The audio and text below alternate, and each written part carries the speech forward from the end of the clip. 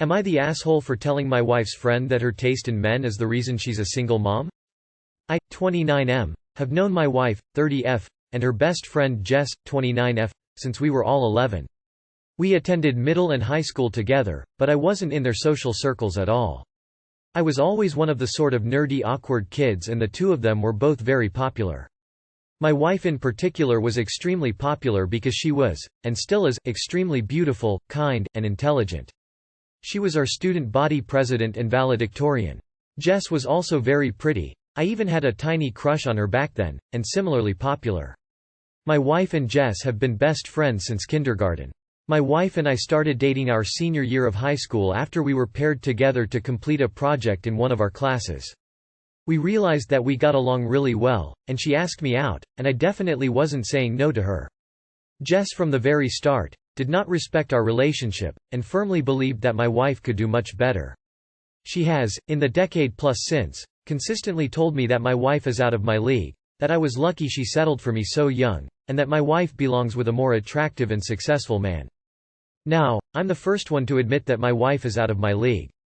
She's far more attractive, makes more money, and is just generally an amazing human being, but hearing it so often doesn't exactly feel good. Jess also has tried to convince my wife to cheat on me multiple times and has even tried to set her up with other men, because she doesn't approve of my wife and I being the only sexual partners either of us have ever had. Jess has a daughter, 5F, whose father bailed on her and raises her as a single mom. Jess actually dropped out of med school to raise her daughter once she realized the father was not going to be in the picture. My wife and I absolutely love her daughter and love having her over. Jess had a date on Saturday night, so she left her daughter with us for the night and came to pick her up on Sunday, and stayed for lunch. As I was preparing lunch for everyone and her daughter was playing in the yard, Jess and my wife were talking about her date. Jess was going on and on about how attractive the guy was, how good he was in bed, and all of the details, but I just ignored it. Jess then looked to me and said, "You're lucky you locked her down when you were so young before she knew that there was better out there," and then turned to my wife and offered to give the guy her number in case she wanted to try him out. I got really angry at that point, so I just said, "I doubt you know anything about better, since your taste in men is why you're a single mom and not a doctor right now." Both of them just stared at me in shock, and then Jess called me an asshole and left quickly with her daughter. My wife has been upset with me since, so I have to ask, am I the asshole? Edit.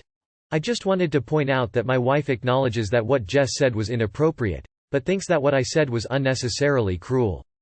It was always Jess's dream to be a doctor like her dad, especially after her dad passed away, and now that's probably never going to happen.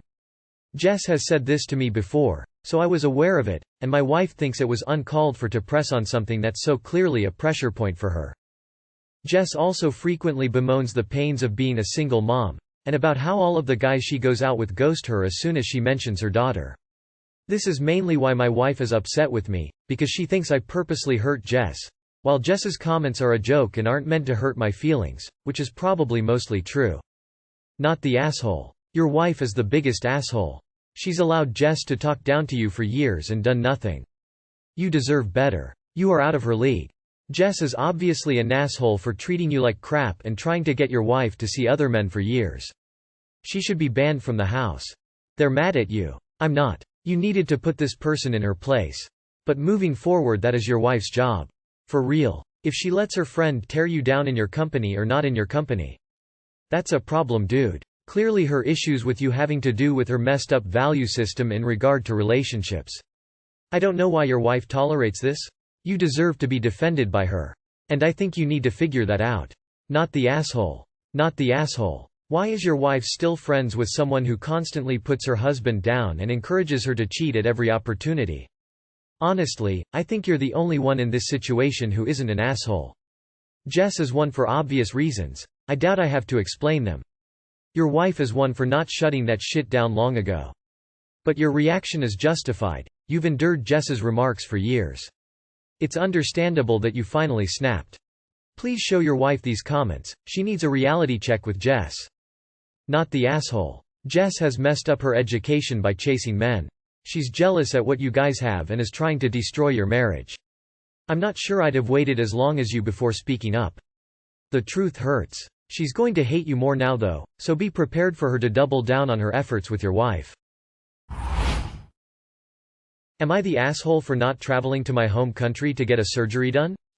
I, 25F, have been living in Australia for the last 4 years. Last month I fractured my hand and had to get surgery. My parents wanted me to take sick leave and come to India to get it fixed. Their reasoning: it'd be very expensive to get it fixed here, and that it would be easier to have someone to take care of me. I understand their concern, but I wanted to be able to fix things where possible. I suggested I'd to talk to the doctors and explore my options before I decide to fly to India. After talking to doctors, I realized that it was cheaper to stay here and get the surgery as my insurance covered most of it. I didn't want to go to India for various reasons. First, I want to have the chance to try and fix things by myself wherever possible. Second, I had some major changes happening at work and I wanted to be around for that. And lastly, my father has been looking into various marriage proposals for me even though I have made it abundantly clear that I don't want an arranged marriage. I've been planning on telling them about my non-Indian boyfriend and didn't want to be there until I'd done that. Also, I came back from India after a month-long vacation in November, so it's not like I hadn't seen them in a long time. When I called up my father to tell him that I want to get the surgery done here, he blew up. He screamed at me for 10 minutes, saying things like, "You have absolutely zero sense in you. You just always assume that you know best. Just because you got a little bit of money you think you can handle everything yourself. Of course you don't even care if we're dead or alive. You'd rather cut all contact with your family because you prefer this independent life. We don't have any right to take care of our own family members now. Yeah, sure, stay with people there that you call friends because they're above your family to you now, and ultimately, let us know if you even want us in your life anymore." And he blocked me after that. This was 4 weeks ago. I got the surgery done, haven't heard from them at all. I called my mother 3 times and she hasn't picked up. My brother is getting mad at me that I'm not making more of an effort to reach out to them, but honestly, I'm furious too now. They had concerns about me getting my surgery done here, and I got solutions to their concerns. They still insisted I come to India, which just makes me believe that all they care about is control. They wanted me in India to ease my life, but when I decided to get the surgery done here, they did not hesitate to put additional stress on me. Also, it's their anniversary in a couple of days and I might not get a chance to wish them. I'm working hard to be a strong independent woman, and I want to have the best relationship with my parents. But I am just afraid that having that kind of relationship would come with me having a lot less control over my life. Am I the asshole for not giving that up? Edit. Wow, this blew up. I wasn't expecting this post to reach so many people. Thank you so much everyone for your comments, I really appreciate it. I'm going through them and I'll try to reply to all, but it might just be a little slow. I saw a lot of comments suggesting that they might marry me off when I go back. I don't think they can force me into a marriage, and surely any self-respecting guy wouldn't want to marry someone who doesn't want him. I don't know anymore. I just knew that there would be a lot of emotional drama, manipulation and whatnot when I refused to look at the potential suitors, and I didn't want to be there in such a vulnerable condition dealing with that. Not the asshole. You're absolutely right. This is a control thing, and it seems like your parents can't stand you wanting an independent life. They likely viewed this as a way of getting you back in the country to try and gain control over your life again. Your dad's reaction is the classic reaction of someone that needs control and is having it taken away from them. Don't succumb to the pressure here, op. You should live your life the way you want to, not the way that your parents expect you to. Not the asshole. This is definitely a control thing. They're not worried for your health or finances, they just wanted you to come home because they said so. Not the asshole. But surely you knew that. This isn't about helping you, it's about them trying to prove you need them, and that need leading to control. It's a major parental mistake to make a child feel dependent on them, leading to a lot of failures to launch. You already surpassed that and are well into your adult life. Stand your ground and let them know while you want them in your life. You do not need them in it if they behave like this. Lower your efforts towards contact and it's likely they will seek you when they accept they don't have the upper hand anymore. That would be a good time to tell them about the arranged marriage thing.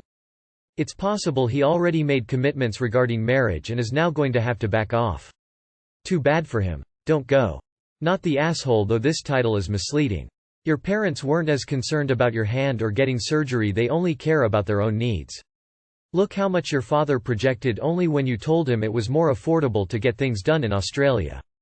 Sorry, but your father is being extremely toxic. If anyone is dividing your family apart, it's him and his attitude. Would I be the asshole if I mainly put pricier items on the birthday registry? Note: the word registry is interchangeable with wishlist. The one in question would be a good old Amazon 1LMAO. Hey y'all. I'm starting to lay the groundwork for my toddler's second birthday. It's in October, so just the very start of planning. Now for their first birthday, I asked everyone to please not bring gifts. I even put it on the invitations. T didn't need anything. No one listened. T received at least 20 bags of toys, so we'll be doing a birthday registry. Since T has eczema, and cotton is a trigger for it, so we donate pretty much all cotton we get. My ex and his family haven't listened when I tell them about not getting cotton. That way, if anyone wants to get them clothes, they can get bamboo from brands we trust. For those who don't know, bamboo is much more expensive, but it doesn't break T out, and it lasts longer. For example, a Target footie would last maybe 6 weeks while a bamboo one will last at least 9 months. We have some that's nearly a year old. Still fits, but the price is roughly 4 times more for the bamboo. That said, this is just a personal experience. We still have a ton of toys, so aside from big-ticket toys, such as a wooden play kitchen or something like a nugget, we won't have toys on the registry. Note: these aren't exactly needs, though T will be getting a proper playroom and these would be nice. We simply don't need toys, nor do we need clothes, and I'm thankful for that. So I want to keep things that will get used, high-quality, long-lasting items on the birthday registry to both try and discourage gifting and to try and ensure T gets items that will get used. However, I know that not everyone has tons of money to spend on these things, so I feel like I could potentially be the asshole for doing this. Edit: this was a comment, but I think it should be on the post. Oh wow. Did not expect this much attention. To clarify, the birthday registry is a new thing on Amazon and is the exact same as regular wishlist, but seems to be a little easier on the one setting it up.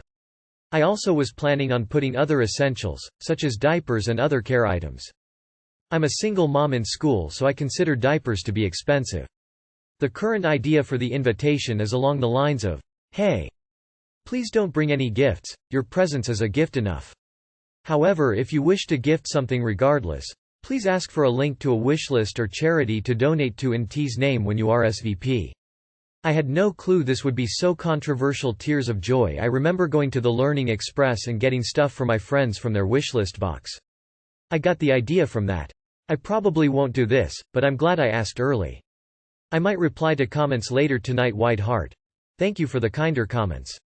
I only posted this since I wasn't sure, as my ex and their family don't listen when they visit T at my home, and I don't personally know most of who they invite.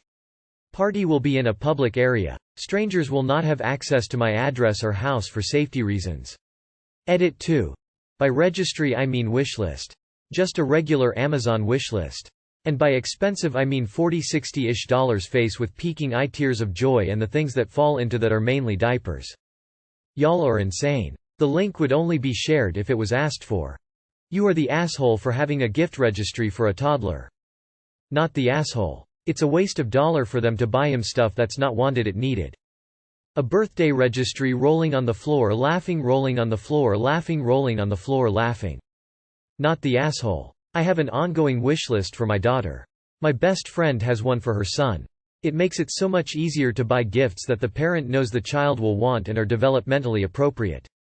It also prevents waste and the trouble of doubled gifts. I think calling it a birthday registry is what's triggering people. But I see it as something similar to when a kid circles the toys they want in a catalog.